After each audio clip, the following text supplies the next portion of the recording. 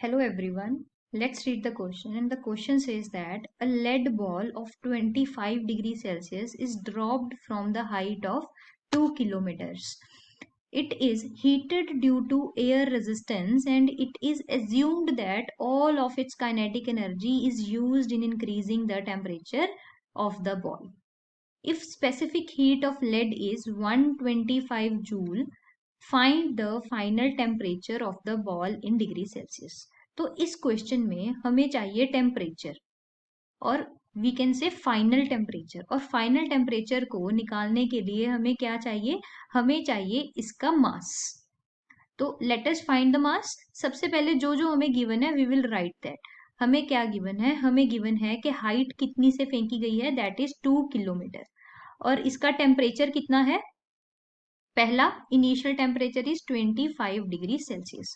और हमें क्या है कि यहाँ पे एयर रेजिस्टेंस है, एयर रेजिस्टेंस की वजह से बॉल क्या हो रही है, हीटेड अप हो रही है।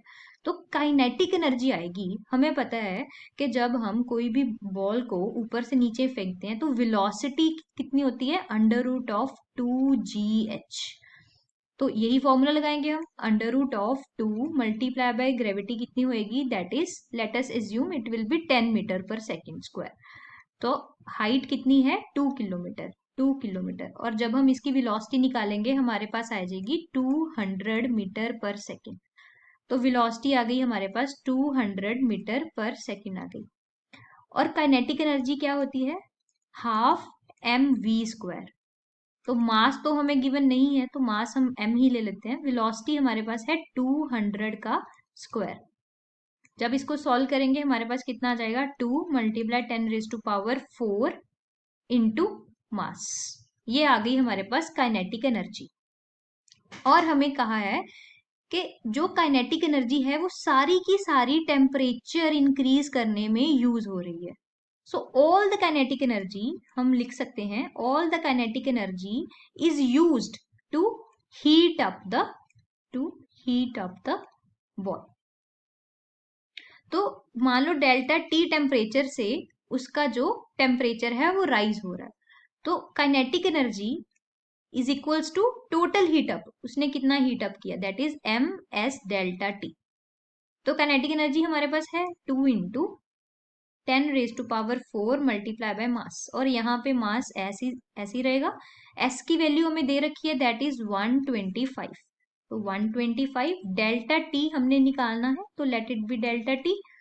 तो यहाँ से हम डेल्टा टी की वैल्यू निकालते हैं। डेल्टा टी की वैल्यू आ जाएगी हमारे पास, मास के साथ मास कैंसिल हो जाएगा, इसका मतलब हमें मास की जरूरत नहीं पड़ेगी इसमें। तो डेल्टा टी की वैल्यू आ जाएगी 2 इंटू 10⁴ डिवाइडेड बाई 125।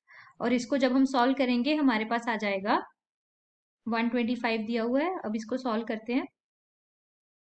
सॉल्व करने के बाद हमारे पास वैल्यू 160 डिग्री सेल्सियस, और हमारे पास इनिशियल डेल्टा टी किसके इक्वल होता है, डेल्टा एफ माइनस डेल्टा आई, और ये है 160। और टी एफ फाइनल हमें निकालना है, इनिशियल हमें दे रखा था 25, तो टी एफ की वैल्यू क्या आ जाएगी, 160 प्लस 25, ये आ जाएगी 185 के आसपास। तो फाइनल टेम्परेचर कितना होगा, 185 डिग्री सेल्सियस। तो इसमें जो हमारा की कॉन्सेप्ट था वो ये था कि टोटल काइनेटिक एनर्जी, एक्चुअली सारी काइनेटिक एनर्जी किस में चेंज हो रही है, उसको हीटअप करने के लिए चेंज हो रही है। तो अगर वो हीटअप होएगी तो उस पे एम एस डेल्टा टी वाला फॉर्मूला लगेगा, क्योंकि यहाँ पे टोटली हीटअप हो रही है ball. I hope you got the answer. All the best for the next time.